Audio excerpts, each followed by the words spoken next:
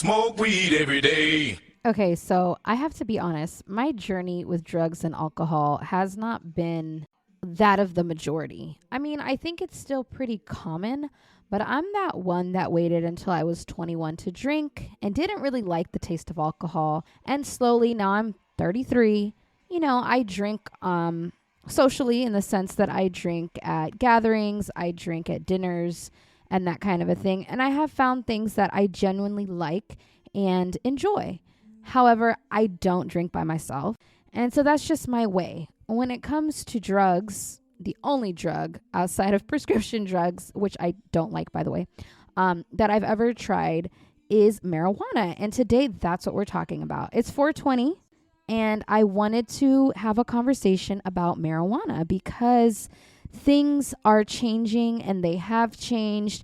And I think we're at the point in our culture where marijuana is still federally illegal, but when you live in states like California, it's been some years now that it's normal to see folks using their various marijuana products. Now, this intro is kind of like a quick summary of my opinion on weed and my experience with it, so I'm going to go as fast as I can. So like I said, here in California, a lot of folks that I know, love, and respect, they consume it. Whether they smoke it, they vape it, they eat it, and then there's some who don't do it that way. They don't get high, but they might use a CBD cream rubbed on the body. And there's all kinds of different products out there.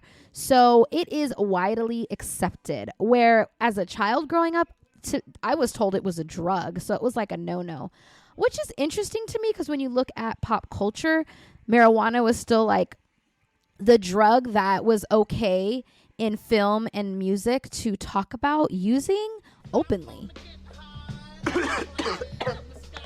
Stop hitting it so hard. Oh, you fucking up the rotation. Puff, puff, give. Puff, puff, give. Fucking up the rotation. You can get killed with somebody else. That's some serious shit. You lucky you my boy. Now that is a scene between Ice Cube and Chris Tucker from the film Friday. There's a lot of fun references outside of the marijuana usage from that movie. It's a cult classic. So my favorite is Bye Felicia. But yeah, that's about Friday is probably what I knew of weed. And the Dr. Dre album, Snoop Dogg, like that's what I knew of it, right? It was a don't do it, but it's okay if Snoop Dogg and Dr. Dre and Ice Cube do it. And then you had movies like Pineapple Express, Half Baked, and then in Scary Movie, that really funny parody movie with the Wayans and all the other actors. There's that scene where they're getting high and then the ghost comes and gets high with them. So those were my references to marijuana. Outside of that, it was a big no-no. So here I am in my 20s is when I started to realize, a lot of people actually use this. And for a long time, they were getting these cards.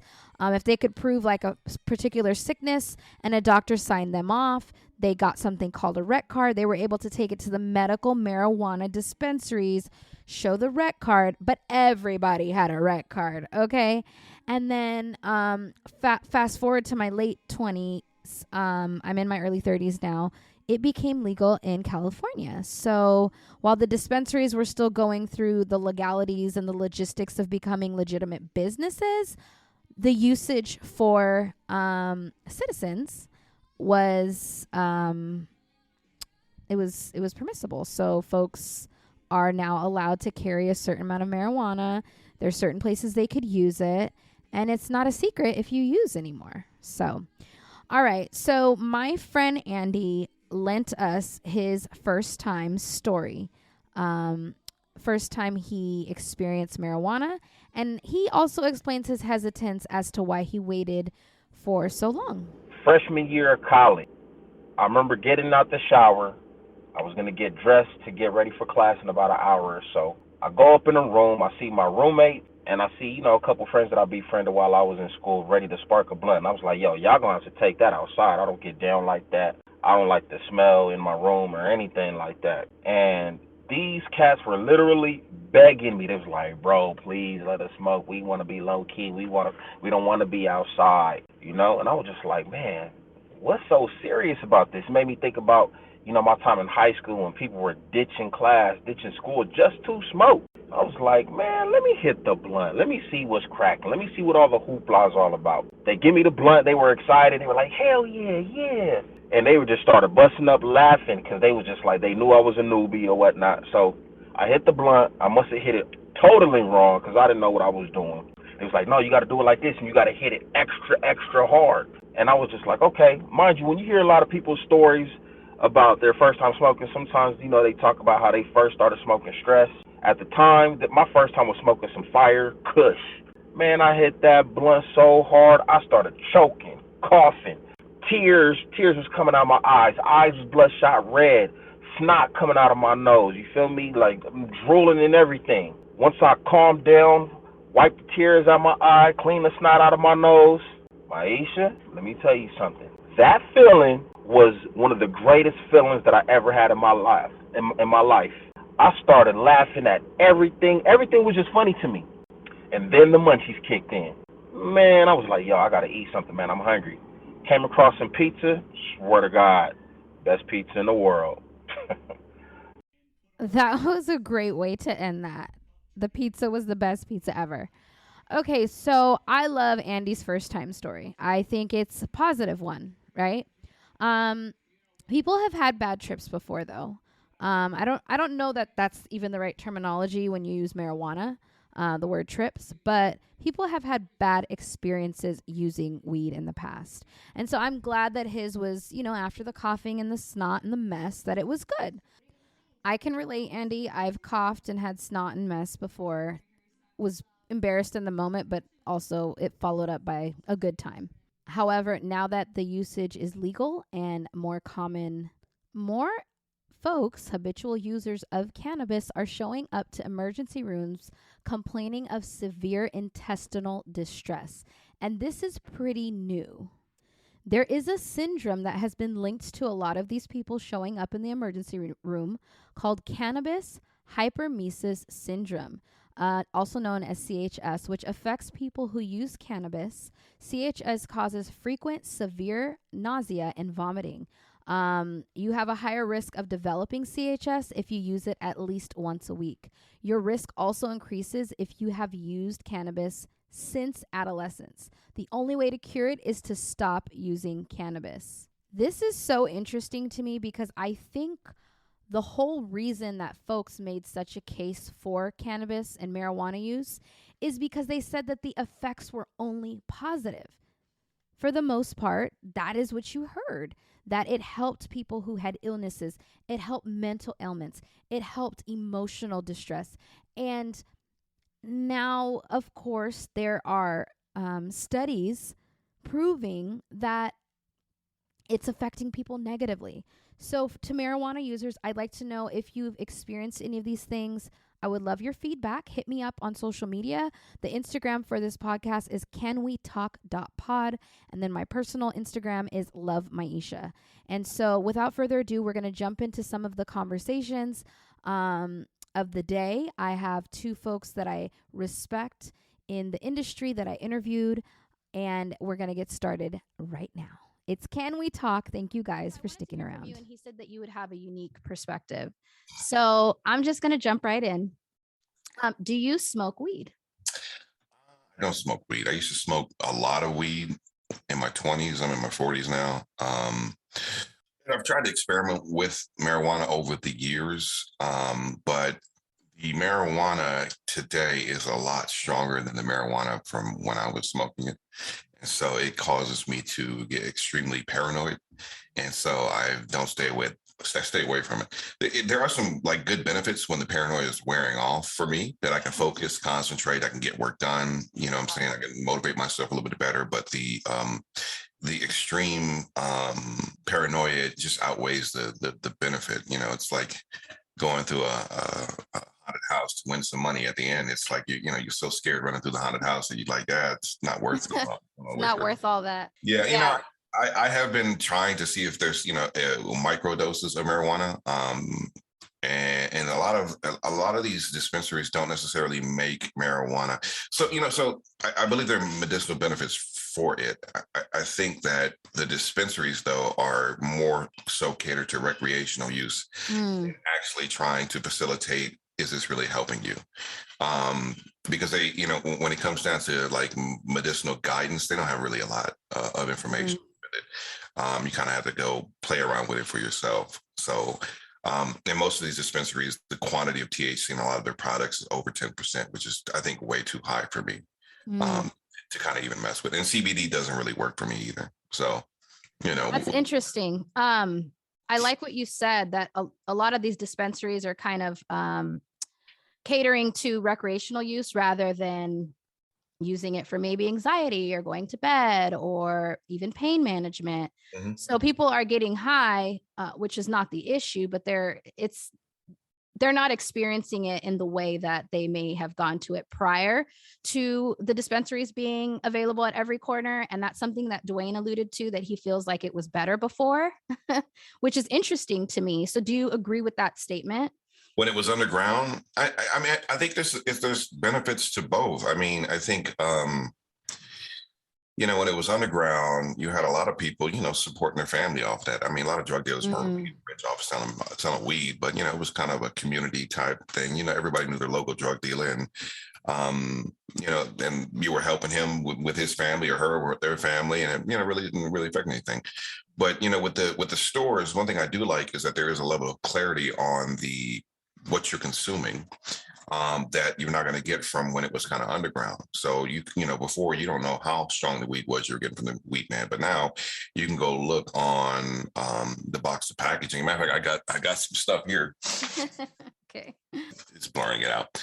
But if you were to look on the packaging right here, what this does is it tells you the total CBD content, the total THC content on all the pills, and then also the THC content per serving.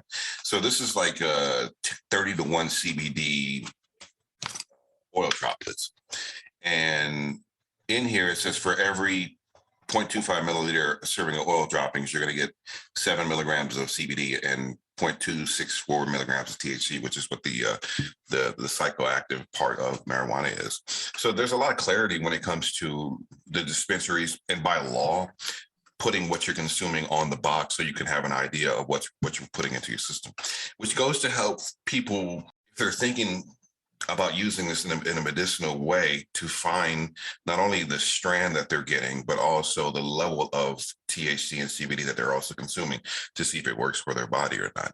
So it with that, because all the dispensaries label everything now, I think that's a massive positive for moving us closer to a medicinal use for marijuana, because I think it is there. I just don't know if people are putting that much money into studying the actual research and seeing how it actually helps people. But I know I used to didn't think there was a medicinal purpose for it. I just think people, because everybody had before weed was legalized, everybody can go get one of those medical marijuana cards and say my back hurts and all this other stuff. And it's just for recreation use. But I think there is a medicinal thing. I just think they need to do more studies. And I believe the federal government's doing a very long-term study over the course of 50 or 60 years that's been going on since the 70s to try to see how marijuana affects people. And for those who are listening who don't necessarily understand what is happening socially with weed here in California, can you explain that to them a little bit? I mean, it's just kind of like a free for all. You've got a lot of dispensaries that are popping up, and a lot of people getting rich. It's also bringing in a lot of revenue for the government. They're trying to control it by knowing where the product is going from where it's grown all the way to the end of what stores in to who's actually buying it. I mean, there's a trace everywhere that you can see. So it's. I think if you have the money and capital, it might be a good business to kind of start. The only thing is it takes there's a big barrier in entry to trying to go start a dispensary. You're probably going to need at least maybe $500,000 to $1 million worth of capital just to get started. And then on top of that, you also got to worry about running afoul of federal laws at the same time too. So it's a weird thing. It's good and bad, but it is driving the street corner pharmacists out of business. Man. But it might bring that back because, I looked at a bill that I got the other day. It was like $14 in taxes. on there. They hit you with an excise tax, sales tax, and a city cannabis tax. Do you think users are really concerned with all the taxes? Like, is this $14 really keep you away from going to the dispensary?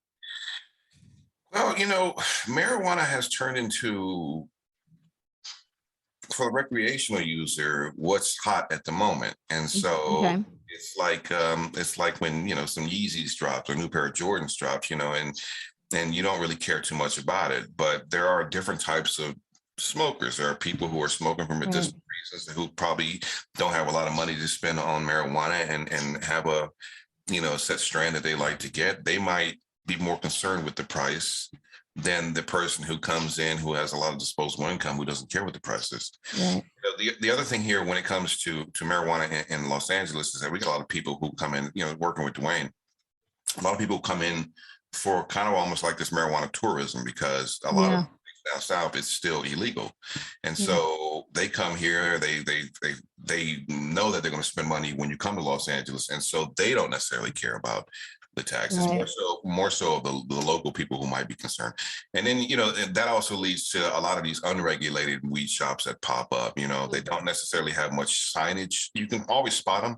They don't have much signage. They're not really advertising that they're a dispensary. They just might have a green cross in front of it, so people know. It's kind of a wink and a nod, and when you walk in, it's like a maze of doors that you got to go through, so you can't really walk into it, and that's in case they get raided, they can get out of there real quick. So it's crazy. It is. It's like you're hiding in plain sight. So are you really hiding? That's interesting. But I did hear there's a lot of shops that are not regulated and they can get shut down at any given moment. Anyway, and that allows stigmas to perpetuate that make weed like taboo. And I feel like because of the argument for it having medicinal purposes or it not causing you to lose so much consciousness as like alcohol would, like it should be legal. I kind of come from the place where I don't like feeling out of control at all. And so the times that I've tried weed, like I actually smoked with a friend like a month ago, and it was probably the first time after several times of trying it that I actually got a good hit. And I was high for 2 hours and I was really concerned that I wasn't going to make it to pick up my kids on time. And I'm like, is this worth it? Like, do I really want to lose that much control? But it did help me hyper focus on my work. I got so much shit done. And it wasn't even, that's not even why I did it. I did it because I'm like, I want to try this again. Bad time of day to do it, but it actually helped. Versus I had an edible about a month before that. Horrible experience, completely blacked out. We'll never do that again. And I didn't even take the whole edible. So I don't know. It's kind of a no for me, to be honest. Well, what you have to do is you, and this is about the clarity on the packaging. You have to understand your level.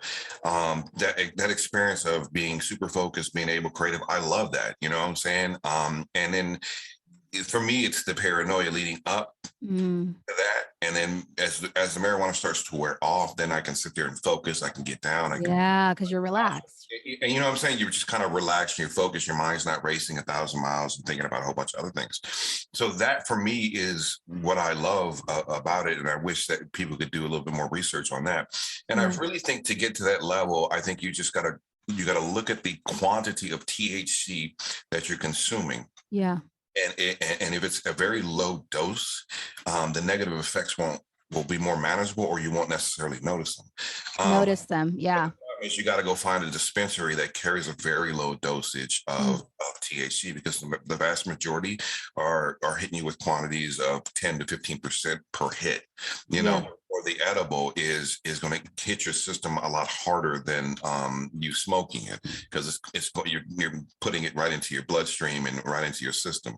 So you gotta play around with these things to see if you can find this sweet spot of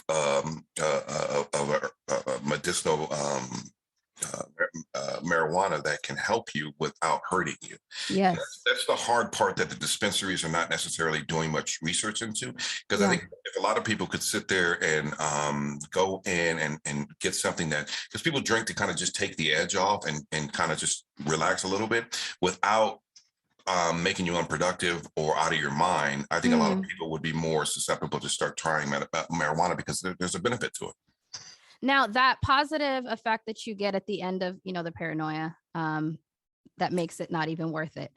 Are you getting that from anything else, like a food or a tea or any other substance, like, or a practice, like maybe yoga or breathing? Like, is there anything else that brings that for you, or is weed kind of unique? Part of the bad part.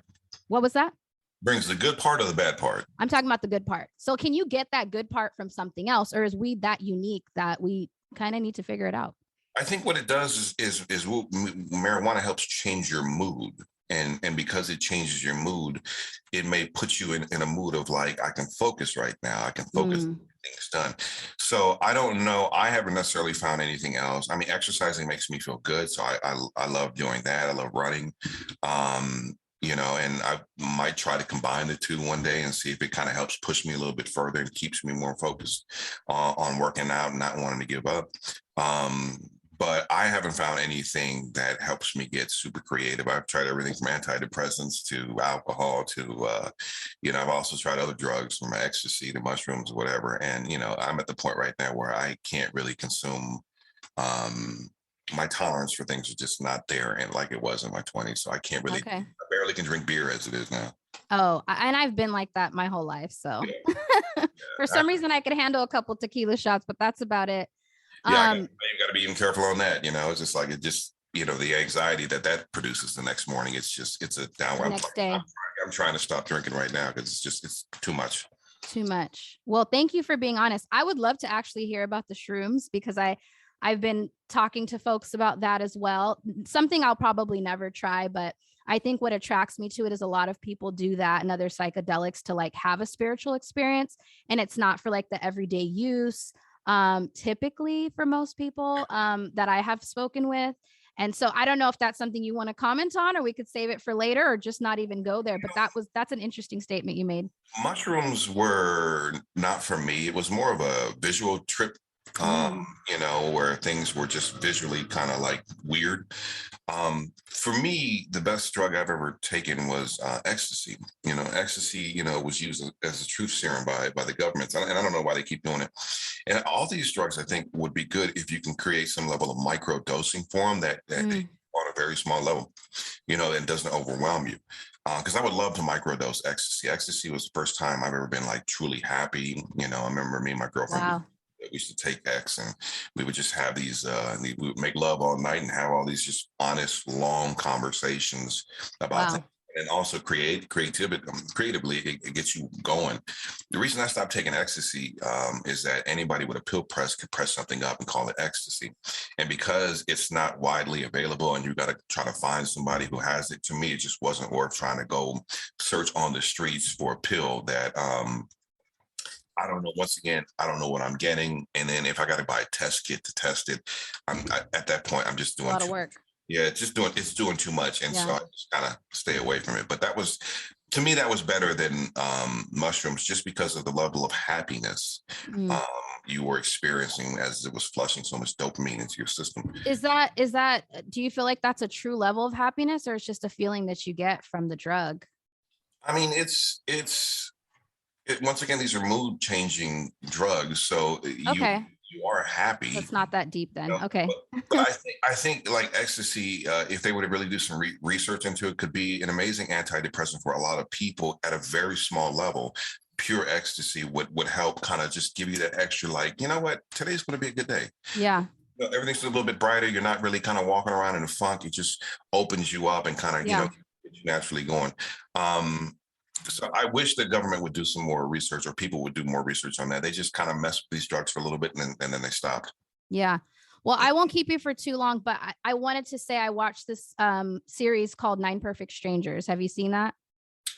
No, I haven't seen it. It's worth watching. If this is of interest to you, this kind of a thing, it's a drama with Nicole Kidman, and I don't want to reveal too much, but let's just say that your theories might be correct. I think at the right dose, people are believing that things can be helpful, even if people are not living in complete reality, but they're functional, they can live better lives, which is far from what I have been groomed to believe. That's how I'll say that. And that's why it's so interesting to me, because I'm the person who didn't start drinking till she was 21. and then didn't really start drinking until she was like 28, and has always been trying things until I decided, okay, you're not trying them anymore. Yeah. And I don't know that marijuana is something that I'm going to continue to try, because I just think I've decided I don't love it, and I'll just stick to what I like, because I don't like feeling out of control. And to me, control is more important than feeling good in the moment, because there's other things I do that feel good, you know? When you say out of control, what does that mean to you? I don't feel like I have full control. Like, I took about 4 shots yesterday with family members. Fun environment. I was ready to keep going, and decided, I'm going to go home and sleep this off. And the fact that I have to go take a break because I don't have full control of myself, maybe when I no longer have kids in the house or like a shitload of work to do, I'll feel different. But I don't know. I've never gotten that break. I mean, I became a mom kind of young, so I've never gotten that break to where my responsibilities are far from me for like a long period of time. Right. And I feel like I just want to feel responsible. I like to have fun, but I'm a short-lived have fun. Like, I got to get back to it. So that's me. And maybe that's my control. Maybe I prefer having full control. I don't know. But why do you ask? Because I don't want to challenge too much. No. You're absolutely right. I'm just saying, I think there's a balance. Yeah. And one of the cool things about marijuana is that they allow you to, they created so many delivery methods for you, as well as the volume of THC, big and small. And I think if you were to, and I understand not losing control, I think you just lower the dosage to where you're still in control, but still get some of the benefits of it. And there are things like mints that you can buy. There are things that, that have very small dosage that you can just pop one and, just chill out for a little bit or help give you an extra little boost. But I understand that not wanting to be in control, because that's one of the worst. That's one of the reasons why I stay away from drugs. And I found myself getting anxious the last time I was drinking, and I was with my parents, which is funny because it's like, you're with your parents, like, who cares what happens? If anyone else can have your back, But it was like I reverted in that moment back to the experience where I blacked out from the edible. But I was drinking that night. But to me, they're all one and the same. Anything that alters my thinking, it's like, no. Even sugar, though, like, I'm kind of weird. Like, I'm super vegan. I like green stuff. Like, so anyway, all of that to say, I really monitor how and what I put in my body. I don't take medication unless I absolutely have to. So I might be the extreme version. But all that to say that I'm not saying I got PTSD from blacking out, but for me, it was like, I don't want to black out again, because I don't want to black out again. So I'm good. What I would do is I would find, if you were to try it again, find something that you could take, like a mint or whatever, that just has an extremely low dosage. Like, we're talking 1 to 2% of THC per what you consume. So even if it's a small joint, you're only getting 1 to 2% of THC out of that joint instead of 10 to 15%. And I guarantee you'll notice a difference, because it won't be so overwhelming. It won't hit you so much. But the problem is, there's just not a lot of products out there like that. You got to go dispensary hopping to try to find it. Oh my goodness. I want to say thank you to Don Amiche. I feel like that was a very honest interaction, and I really appreciate his opinion. I feel like he was the perfect one to have that conversation with. Here are my thoughts, though, listening back to. I feel like when I listen back to myself and I'm talking about control, in those moments where I had bad reactions, I definitely felt out of control. However, I don't feel as opposed to the usage as I did back then. I feel indifferent now. Like, I'm not like so excited to go, take some. I don't feel like I need it. But if I was in a situation with some friends and, we were having fun and our responsibilities had been handled and we're in a safe environment, I think I would do it again. In fact, one of my close girlfriends who I'm very comfortable with, we already, decided that's on our bucket list to go ahead and get high together. Shouts out to you. You know who you are if you're listening. I put out a request for folks to send me their why they smoke. And I got a really cool one. So she goes by the avatar PuffEatDrink. Here it is. There are time periods where I smoke every day, where I'll do edibles. I've tried all kinds of cannabis products like drinks, cakes, popcorn, all the food items, oil, and I've baked with it myself. I'm a big cannabis fan because I think it's the best drug, better than alcohol, but because it can produce so many different kinds of feelings, from a sedative or stoned high, which is like, I think where it gets its bad rap, like it's just going to make you lazy and stoned, which can happen, but also is valuable at times. You're like, sometimes I just need to relax. I need to sleep. It's just getting to know like which products will give you what kind of high. There are like stimulating highs where it kind of give you, like that giggly feeling where it's fun to be social and be out. Then there's like the balanced high where if you're feeling really anxious or like you've had a really sucky day, it's like this will balance you. It's just taking time to getting to know your what strain is best for you. And some people like only like smoking but don't like edibles. I like all kinds, and I'm now just trying to explore what strain, what experience will give me my best high, and kind of measuring that slowly but surely. Shouts out to you. I just feel like it's important in life to find the things that make you feel grounded, make you feel at peace, give you a sense of control, but not in an unhealthy way. And so I think marijuana to me is fascinating when I hear folks like PuffEatDrink talk about it. And even the way Don Amiche was saying, after the feelings of paranoia leave, he really is able to focus. And I've had other friends who do it, nightly, just so that they can focus and relax. Some people use it for sleep. Some people use it for pain. Some people use it because it feels damn good.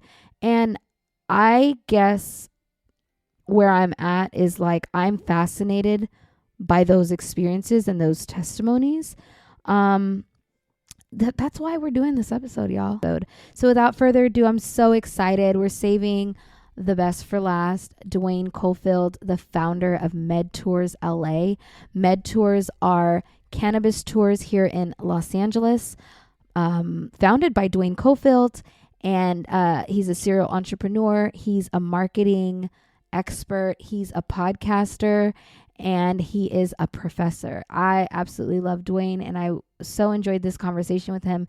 And I'm also just fascinated by this idea that he had for a business that has been thriving at such a time as this, when the culture shift happened for cannabis in California. And so without further ado, let's jump into it. And then we're going to have one more person's testimony at the end of this episode. My girl Martina is going to tell us her why with marijuana, and we're going to close out the show. So Duane, let's go. Right. So Indeed. Of course, today I want to focus on cannabis, but I also want to just have a good conversation with you. And so because the mic has already been cracked, I'm going to go ahead and do an informal introduction. Today on the podcast, I have with me Duane Cofield, who is so many things. And I'm going to give my synopsis of who that is, and then I'm going to let him also introduce himself.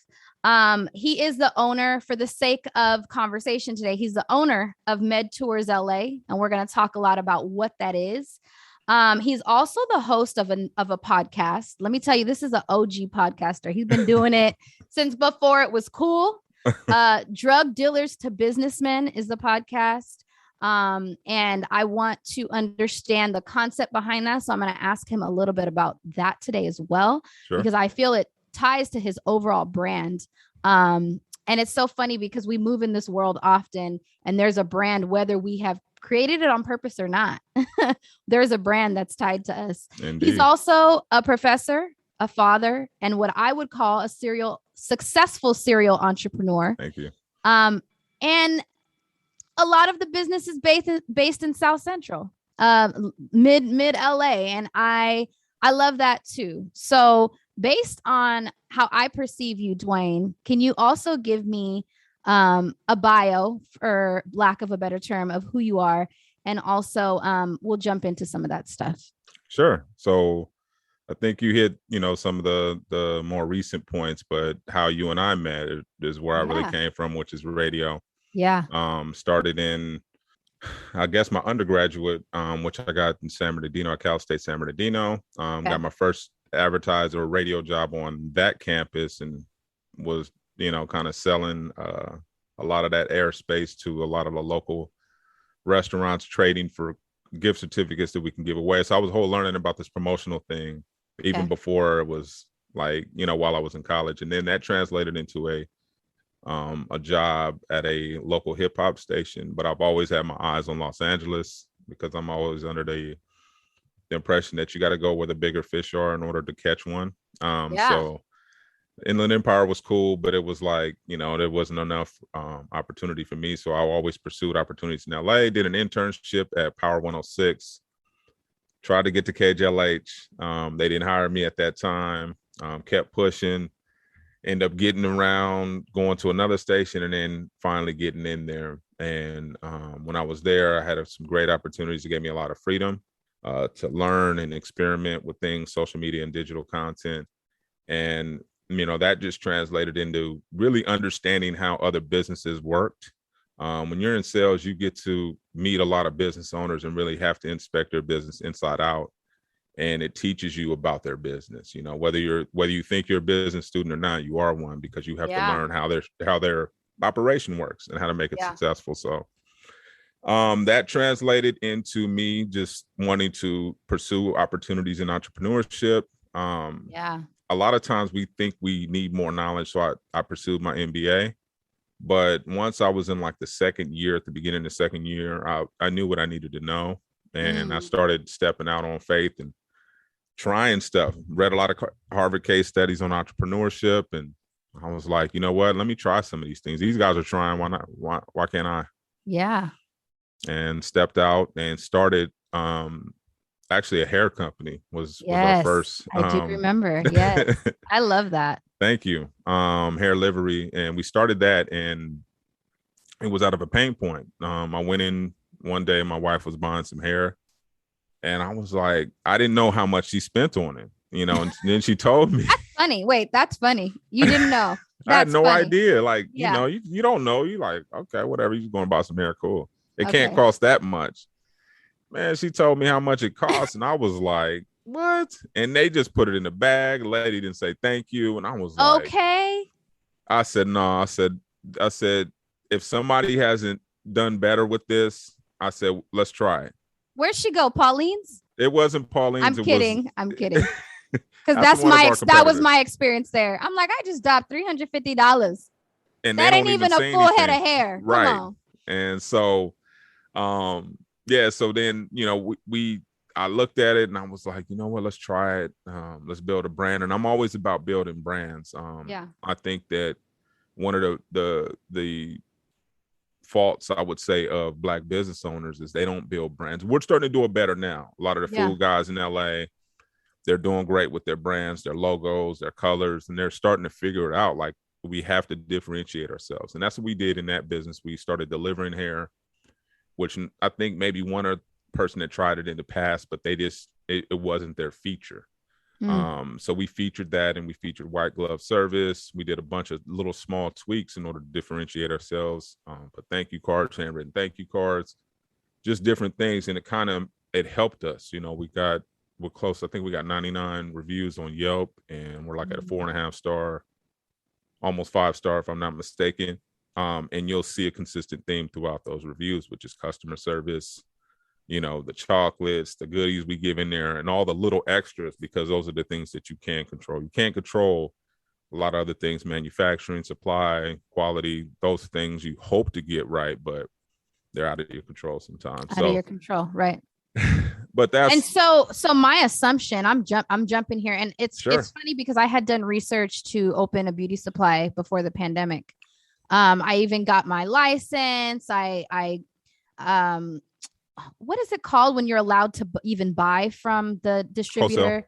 Oh yeah, wholesale. Thank you. Resale, that's an easy. Yeah. So is that kind of the route that you guys had to go to be able to sell hair? Yeah, so you have to go, you have to register your business. This is what a lot of people don't do. Right. So you got to register your business with the state. Yes. Then you have to register with the county in order to get your DBA. And then once you register with the state or get your DBA, you submit that to the state as well, and they give you a wholesale license, which allow you to buy supplies without paying tax. And ultimately, sometimes they give you a bargain depending on how much you're buying. Right. And then you can resell it, and you have to put that sales tax on there and then pay the state that sales tax. Yeah. That's such good information, and everything you just put in a bite-sized clip. It takes long. I mean, it doesn't take long, but it's not, when you commit to a business, there's a lot of steps, to do it the right way. And it's important to do it the right way, because I feel like in the back end, it will bite you, after so long, which, we'll continue, but that just sparked a conversation to me about, some of the other stuff we introed you with, but go ahead. Sure. No. And that, just that doing that hair first kind of led me into looking at other things. I've always been into cannabis. I've been into cannabis probably since my undergraduate degree. It helped me. I'm just a high energy type individual. Mm-hmm. So I consumed it to kind of mellow me out and, tone me down a little bit, because that's just the way I'm designed, and it's always worked well for me. And funny thing about that, tell you the story about how we even came up with the idea of doing actual tours, is Gigi Sweets, which is a well-known DJ in Los Angeles. She used to be a KJLH. She might still be. A shout out to DJ Gigi Sweets. Hey, she posted an article on Facebook about a guy who was doing cannabis tours in the Bay and made $1 million in his Camry. And I had a Camry. In his Camry. That's funny. Okay. So I read it. I'm like, in his Camry. I'm like, I got a Camry. Yeah.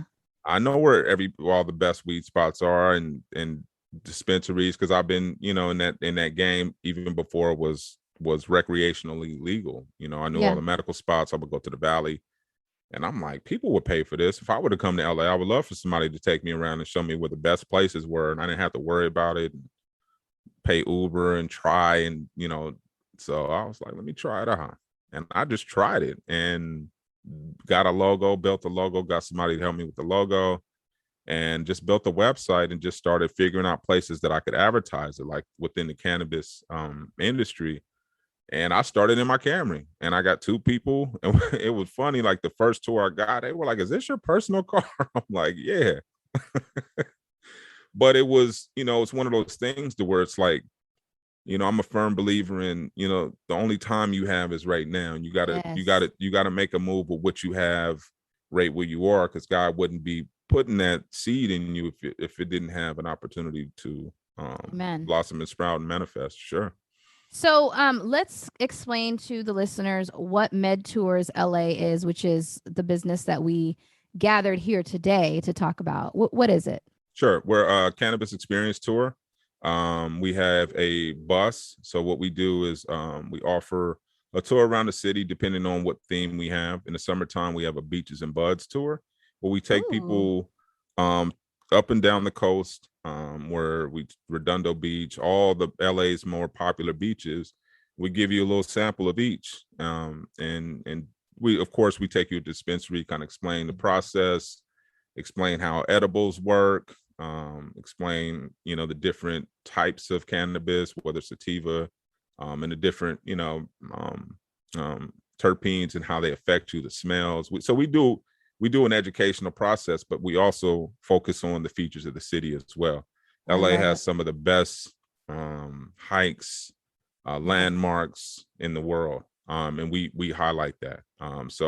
We do a South Central tour, which is our bread and butter tour, because we introduce people that come to Los Angeles to South Central, which has some amazing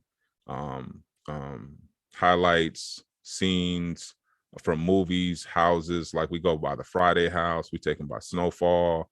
There's some amazing palm trees that are on the Snowfall. So we give people a tour of the city, take them by the Slauson Swapmeet, all the signature places that South Central has to offer.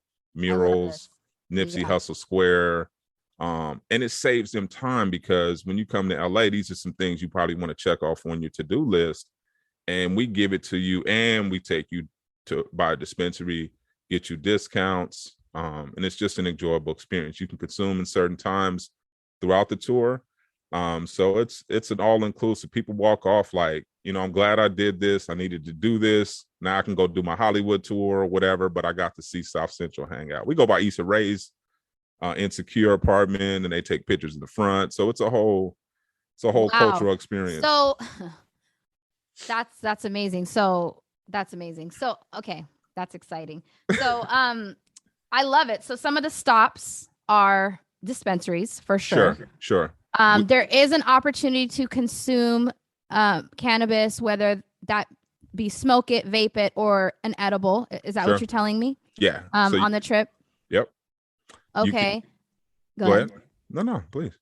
And then there's different landmarks that we see in TV, film, and historically that you also stop by on this tour. And you stop by the beach, or is that a different tour? So that's a different tour. That's the Beaches and Buds tour. We run that during the summer. Okay. Summer Beaches months. and Buds. Yes. Okay. Beaches and Buds. So we go Venice Beach, Hermosa, El Segundo, Manhattan Beach. We take them by Bruce's Beach. So even before all the conversation about Bruce's Beach was going on, we were still giving educational tours 2-3 years ago about Bruce's Beach. I love it.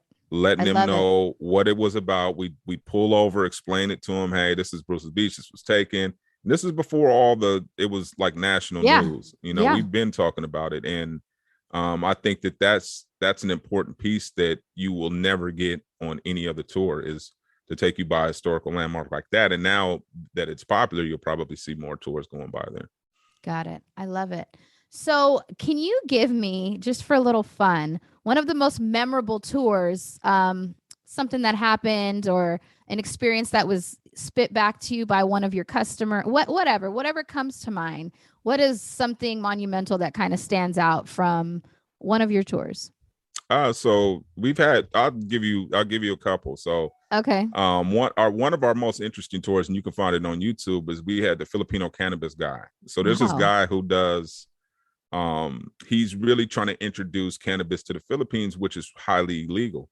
So he's one of the main influencers in that space to try to bring light to cannabis and legalization in the Philippines. Well, he shot one of his shows on our bus. He did our Beaches and Buds tour. And it was a dope experience, because he was just explaining to us how illegal was, et cetera, et cetera. But the highlight video is amazing. You got to see it. Check it out on YouTube. Just Google Filipino cannabis guy and you'll see it. And then the other one is we had an all-female group that there was 14 of them. I love it. And it was just one of the most fun things. They were all celebrating one of their friends' birthdays. And it was just a blast. They were from not New Orleans. They were from Baton Rouge.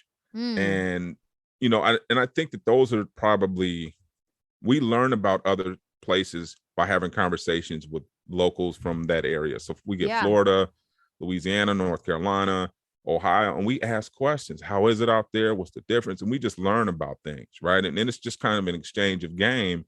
Here's what we're going to show you in LA. Okay, when you get to Chicago, you want to do X, Y, Z. You want to go here for the pizza. And it's just a cultural exchange. And I think that, tours and hospitality bring that together. Cannabis, whether it be cannabis, food, things in common, you're giving them an opportunity to create an experience like no other. So all the tours, for the most part, when they come from out of town, are unique to us. And we really, really enjoy that. That education that they give us about their city, more importantly. I love it. So it sounds like you can book a tour for your group, but is it often that strangers are getting on the bus together and taking a tour around the city? Yes, indeed. So, you'll get a tour like this weekend. We have one going, 2 people from 2 completely different parts of the country. And a lot of times they vibe together and learn things. We've had repeats. We have repeats from Dallas. They bring other people like, hey man, you got to do this with me. So it's turning into one of those things to where our word of mouth is probably our most powerful tool, because we get people from the same area. Like, oh, we're from Raleigh. Like, we just had people on from North Carolina last week. Oh yeah. And I'm like, okay, so this word of mouth must be, going on, and they want to do this when they come to the city. Now there's Right. one other tour in the city too, but we're the only Black owned tour. Oh, that's important. Because where are you Right. going to get Bruce's Beach, Issa Rae, and cannabis all in one day? Exactly. Moving on. So if someone wanted to book that tour, and then I want to talk about the cannabis stigma, Sure. the stigmas that exist now, and Mhm. how things have changed. But before we do that, if someone wanted to book a tour, they were in LA or Southern California, because you could hop on the freeway 20, Yes, 20 indeed. 30 minutes. You know, if you're in the OC, you could still come on down. Worth the How trip. could they book that tour? Yeah, so you can go to MedToursLA.com, or you can call 424-625-8698. That will also take text messages as well. If you're inquisitive about private tours, you want to do something custom. I love it. And he is your designated driver. Indeed. Okay, so let's move on. I wanted to ask you about less than 10 years ago, the only way you can smoke or consume cannabis or marijuana here. And I don't know the difference. You're gonna have to explain it to me. Sure. Cannabis is the plant, right? Yeah, it's the preferred term over marijuana. Marijuana was a derogative term that they came up with when the Spanish or the Mexican soldiers were smoking it. They called it marijuana. That's where the stigma started. And that's how it actually, it became, it wasn't originally illegal. It was prescribed in just like a normal prescription. But when they started seeing the Latino and the Mexican guys smoking it, here this terror comes, and they put this whole stigma on there. And in the 1930s, they enacted the, I think it was Marijuana Tax Act. And that's when it became illegal. Wow. And so that's why someone of my generation who doesn't know the history, all we hear is, oh, cannabis is illegal because the government wants to tax it. You know, we don't know the context. So is that kind of where that comes from? Yeah, for the most part, the government doesn't know how to tax it. I think that's probably the more the real issue is they're not sure how to classify it. The federal government doesn't necessarily want to take it away from that, because what the reality is, a lot of the southern states, and they're still locking people up for weed and giving them a lot of time. Texas is highly illegal. Louisiana is still highly illegal on a state and federal level. So I think that there are a lot of people making a lot of money off of these arrests, which is ultimately why I believe it's not 100% federally illegal yet. And Joe Biden, everybody thought he was like super cool, but he's not leaning towards that either. Wow. So, I want to talk stigma, because I remember less than 10 years ago, you had to have a rec card to be and prove that you had some kind of ailment, whether that was anxiety or an actual disease, or an injury that you haven't healed from, in order to be able to, and people were getting them pretty easily, but they had to go get them. So, and they had to have a rec card. It looked like a certificate. Some of them look like cards. I've seen a couple of different ones. So talk to me about that being less than 10 years ago to where you are at today as a owner of a MedTour company where you're taking people to dispensaries. Can you talk a little bit about that?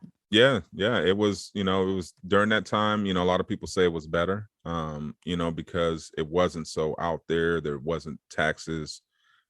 During that time, it was only the cannabis wasn't taxed that heavily, right? It was kind of a wild west thing going on. It was still kind of grayish illegal. You had to do it medically during that time, and people, the users or the people that were consuming it thought it was better, because now you could still let me clarify something. You can still purchase it under that medical and not have to pay as much tax. Oh, so wow. So if you have a medical card now, you can still purchase under the medical, and it alleviates you from some of the other taxes that are involved. Okay. So that 10 years ago was great. I thought it was a lot better, but now when you say better, are you talking about the actual product, like the high that you're getting, or the effects? Is that what you mean? Yeah, the high, the quality. Now that you have all these systems in place, by the time it gets down, it's packaged, it's been handled, it's kind of dried out. It has to be pre-packaged. Before you go in dispensaries and they would have big jars and they would just grab it out and it'd be fresh. And now it's pre-packaged and it's been sitting on the shelf for God knows how long. When you get it, it's kind of dried out. It's a lot easier now. It's a lot easier to purchase it. It's a lot easier to find a dispensary.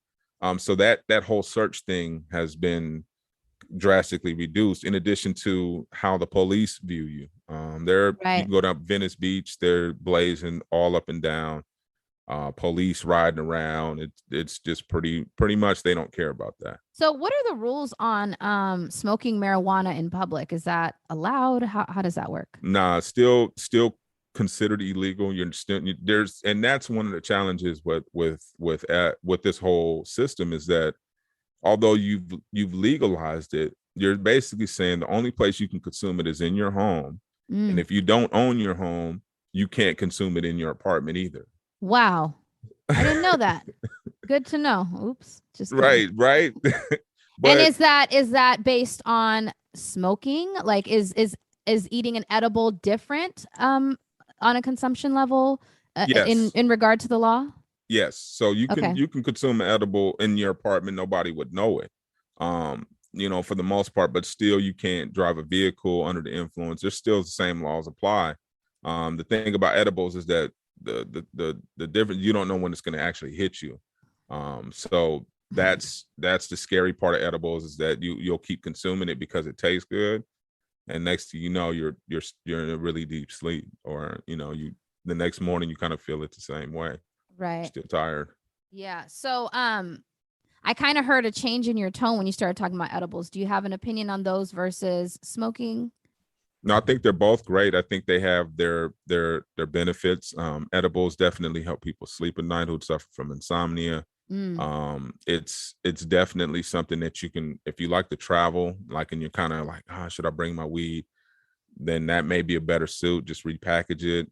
You could have it with you going on vacation. It's a good thing because you may not be able to find these things in other countries, or at least Seattle's cool though. Like certain places that already have it legal, you can find what you want there. But smoke. I don't have a preference. I prefer to smoke, but I also like edibles as well. Just at night, perhaps if I'm like, man, I want to lay down and go into a deep sleep, then I'll grab an edible and have a good time. I love it.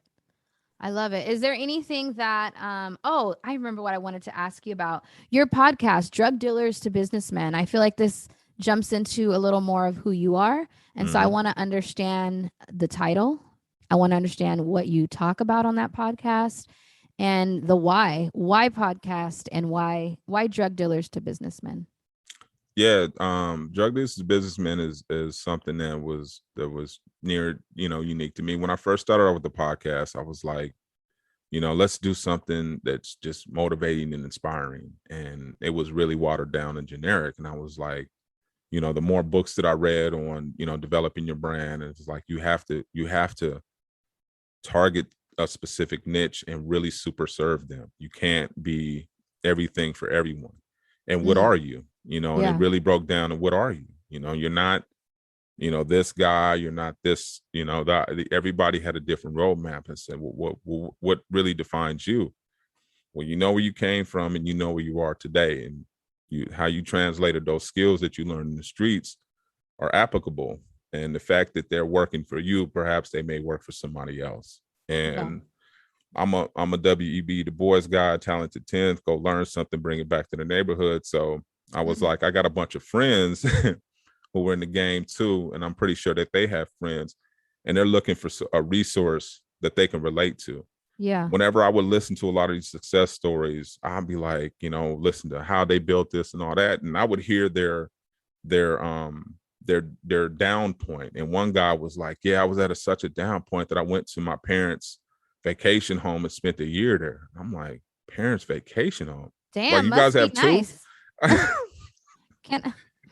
Okay. So I'm like, oh, you have 2? I would love a year off. Right. But anyway. But that's and that's where I found the disconnect. And I would listen to all these success guys, and I'm like, but you guys didn't have it hard. That's not hard. And I'm not one to judge someone's experience, because that may be hard to them, but I'm like, I want to listen to somebody who's talking that same stuff that I grew up on, who went through some of the same struggles that I can relate to. And I couldn't find them. And whenever you can't find something, that's God telling you to build it, create it. So I created it and nobody listened, and I got 1 or 2 listens, and I was so happy when I reached my 25 listen mark and 25 downloads, and I thought all this stuff is amazing. I'm still not there, but you realize that it doesn't require a lot of people to listen to it. They'll catch on. There's an article, there's an essay by Kevin Kelly that talks about 1,000 true fans. And that's the goal I'm going for, is to serve 1,000 people. That's it. Now, if other people catch on and they spread it word of mouth, so be it. But what I talk about on there are success stories. Like I have Vincent Bragg, who's the creator of Concreates, which is an advertising agency where he employs federal convicts, people that are in prison, to come up with ad campaigns. And wow. He does $10,000-$20,000 ad camp. They're like, he's, no joke. And it was just like listening to him. And he used to sell keys, and his right-hand man used to rob banks. And one of the things that he told me, he was like, the guy who robbed banks, he still had to have a strategy. Even though the outcome was robbing banks, he still had to develop a strategy. So he's a strategist. So why don't I just show him how to transform those skills into something else? And that's what we're trying to do with there. Like, God didn't take you through a life of, street and learning this stuff for nothing. Everybody goes through something for something. Now, how you use it in the end is up to you. So we're trying to give you insight, motivation, book suggestions, all that for people that have been in the game or saying I had enough, or sold dope and said I had enough of this, trying to hurt people. I want to help people now. So we had Jay Prince on there, which shocked me, which is the owner of Rap-A-Lie. He gave us a half an hour and gave us some game. I think the best thing he told us was he keeps a list of answered prayers. Ooh. A book of answered prayers. That gave me chills. That's awesome. That's that gratitude piece. Like when you're in life, they say gratitude is very helpful. And the more sometimes I don't know what to pray. And so I just start to say, thank you. So I didn't mean to interrupt, but that's good. Answered prayers. That's good. Because when go ahead. No, it was just, and these little magical moments happen on that podcast. I had Lolo's Chicken and Waffles on there, Larry White, and his story about chicken got me to start my business on chicken. I get inspired by my own stuff. That's how it works. That's how it works. That's how energy works. So you're telling me you have a Black-owned MedTour that people can enjoy when they come to Southern California, and if they live here as well. It's a tour with your own with history that applies, that's relatable. And then you also have a podcast that's also relatable to people who look like you, who move like you, who think like you. Yeah, I love it. I absolutely love it. And then you mentioned the chicken business. Can you tell me a little bit about that? Quick little blurb about that. Yeah, so that started as a pain point too. Real quick, I was coming home from a tour, bought some chicken from a place I'm not even gonna mention, and I took it home to my kids, and I was like, hey man, check this place out. And it was like, my kids love chicken, love my mom's chicken. We were all in there in the kitchen, and they were like, this isn't that good. I'm like, no, it really isn't. And I was like, Mom, your chicken's way better than that. They was like, yeah, Grandma, your chicken. And I'm like, well, I was like, let's think about something. And I said, well, let's try it. I'm always down to try something, especially if something doesn't exist. I'm like, if something doesn't exist, God's nudging us to create it. So let's try it. And I'm always, I'm big on building brands, colors, and all that stuff. Anyways, long story short, we started it doing pop-ups. We bought a tent, bought a couple fryers, and I developed a logo, some of our sayings and all that. And we're building a brand with that. We started off with catering, and we're doing festivals. We just completed our second festival, which was good for us. So we're learning our systems and just learning new business. And that's what life is about, is testing it out and trying stuff. And you don't know what's going to get you to that $1 million or wherever you're trying to get to. You just don't know. So you got to try a bunch of things. That's my philosophy. You keep saying something that's standing out to me, and correct me if I absorbed it improperly. If something doesn't exist, God's telling you to create it. Is that what I've been hearing? Yeah. If you have the ability to, it's, if you're looking for opportunity, especially if something's not there, if there's a missing piece. Mm-hmm. I mean, it doesn't get more obvious than that. Now if you don't like the work involved, or you lack the confidence to believe you can, that's something that we have to work on too, because we all deal with imposter syndrome. We all like, I can't, there's 1,000 chicken places in LA, I can't compete. Well, that's a mindset. There's 1,000 chicken places, of course I can compete. Yeah, it's so funny that you say that. Not to get off topic, but this week it was Monday, and I saw someone put up something about imposter syndrome. And I've heard people talk about this for years, but I never looked up what it was, because I'm like, it sounded really deep and maybe a little crazy. But all that means is that you don't feel confident or competent for the task that you feel like you've been given, or the job that you have. Sure. I'm like, oh my God, I'm dealing with imposter syndrome. I just got a new job in a career that I've always wanted to, it's still part-time. Like, so there's still challenges. So you're finally there with what it is you thought you wanted, but there's still so many regular life challenges. It's like, I thought I was going to be happy. I thought I would have arrived, or the money's not, whatever it may be. Yep. And then on top of that, you're still learning and you still want to be great. Mm-hmm. I've made a shitload of mistakes this year. Shitload. Yeah.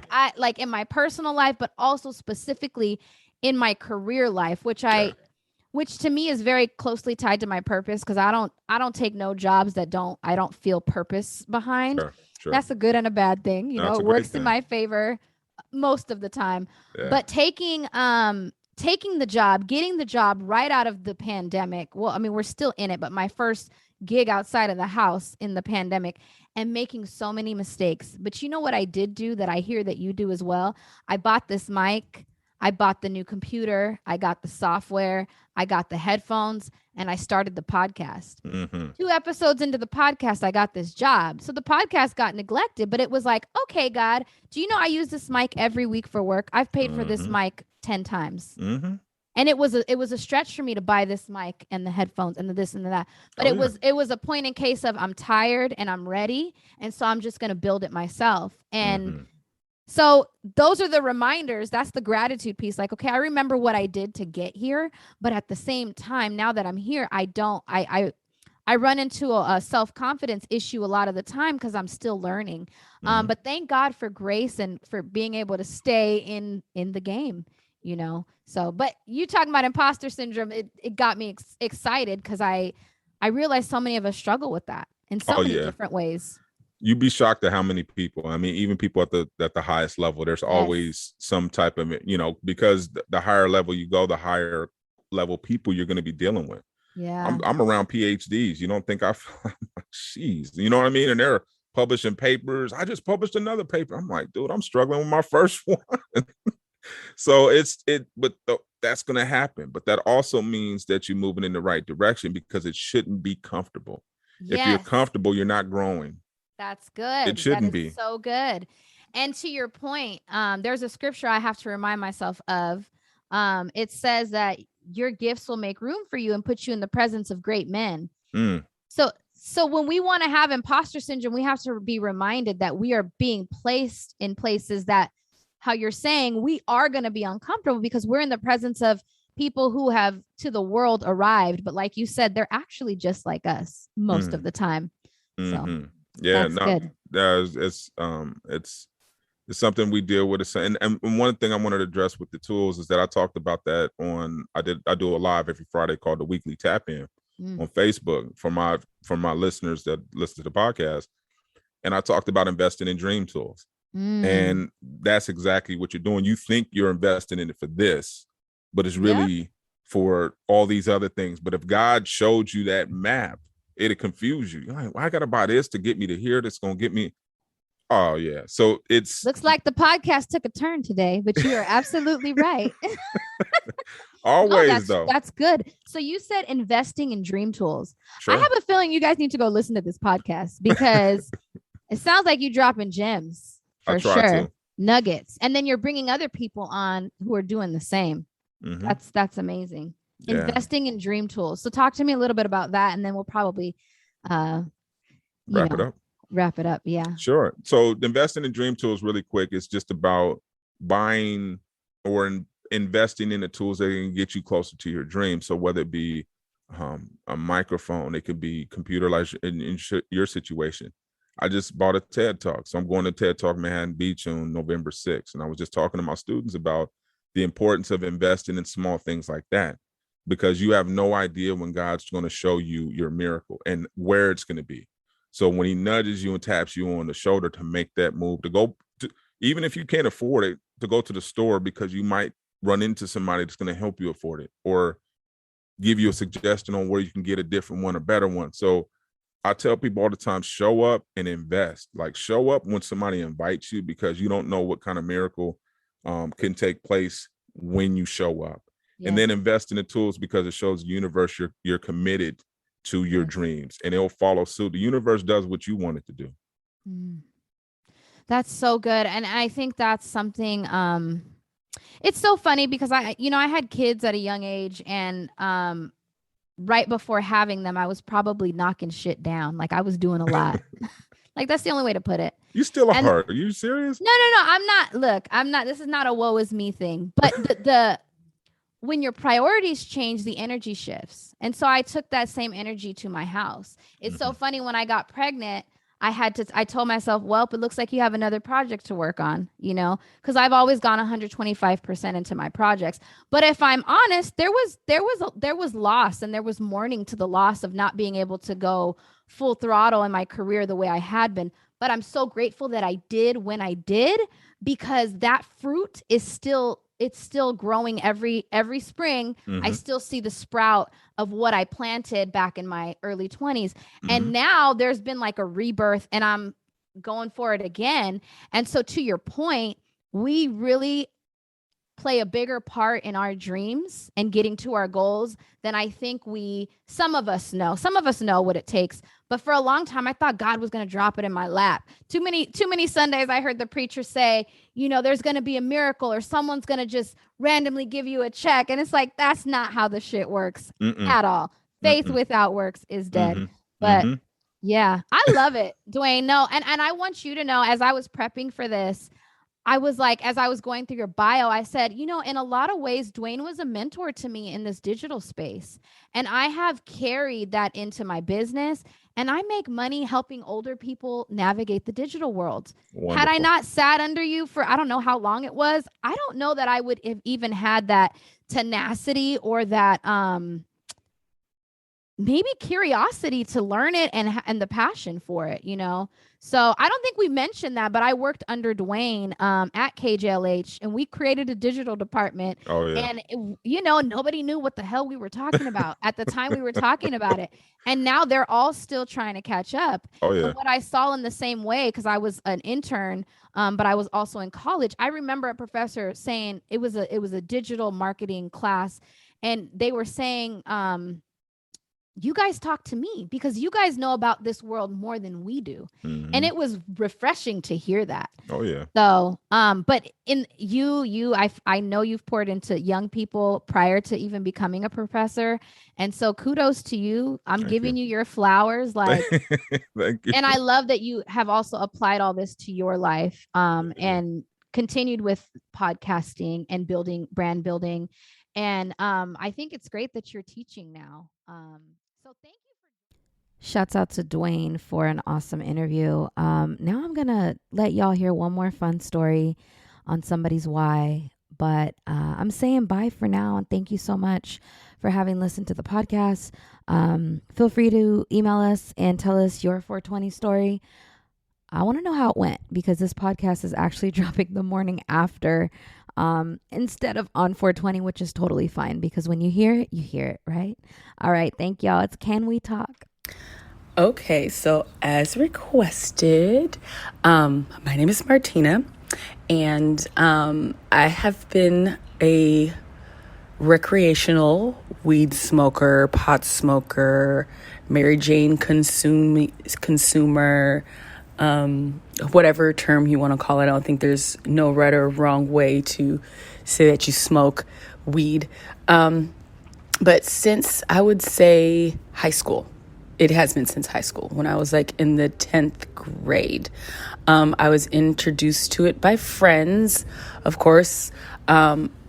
some of the myths that I believe that I was taught growing up in the 90s. I was part of, all of us in Long Beach School District were part of a DARE program that was started by Ronald Reagan, and it was a part of their War Against Drugs initiative. So I'm from Long Beach, California. I don't know how many of your listeners are not from this area and how the DARE program kind of worked in each state, community, and whatnot. But I know for us in the 90s, early 90s, I'm talking like 93, 94, we had a whole song called the Class Free Smoke of 2000, and we had t-shirts and the DARE shirts that you see now that are so popular.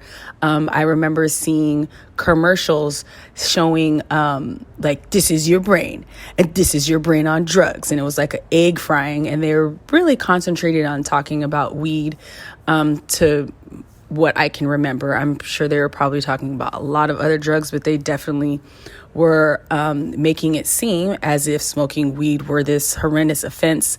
I remember being told it was a gateway drug to other drugs. And a person who has been smoking since 10th grade and was, I guess, in a sense, peer pressured to do so. I didn't do it because I thought it was cool or I wanted to be cool. Because my friends that I surrounded myself with were already cool, I guess, whatever. But I didn't do it for those reasons. I didn't do it to fit in. I just kind of feel like for me, it was just the rites of passage. It's what you do when you're young. You're introduced to it. Everybody's doing it. You're like, okay, well, let's see what happens. So I guess in that sense, I was peer pressured. But they didn't, like, if I didn't want to smoke, they weren't like, oh, come on, man, just smoke. Like, they didn't do that either. So all those kinds of myths that go along with smoking, I didn't really experience. I am not, strung out on drugs like they made it seem. I don't feel like my brain is fried because of smoking weed. So what other experiences have I had? As far as how I like to consume it, I do like smoking, whether it's out of a joint. I haven't smoked out of a bong in years, but I've smoked it out of bongs. Mostly Swisher Sweets or backwoods, I think, is the most popular thing to do. Pipes. I've never dabbed before because that's like just borderline too crackheadish for me. Like, I'm not smoking anything out of a glass pipe. No offense to anybody who does, but I'm just not going to do that. I've consumed it in like gummies, cookies, baked goods. I remember one experience. My ex-husband made homemade chocolate chip cookies. He made his own butter and everything. And yeah, there's no dosage on that. Who knows where I was. I was high as a kite. But that was an interesting experience because I ate way too much. So yeah, that is pretty much my overall experience. How I feel about it now that it's so normal and having kids, it does make me a little nervous. But I mean, it's part of our norm. So I guess the best thing I could do is just educate my kids. When they get older, I might smoke with them too when they're older and know more about it. I'm definitely going to be more open in conversations when it comes to alcohol and drug use in general, because I just feel like that's how I want to parent. I want them to know for me. I want them to feel comfortable coming to me, and I want to feel comfortable in sharing my experiences with them. So I guess that's all I have to say on my experience smoking pot.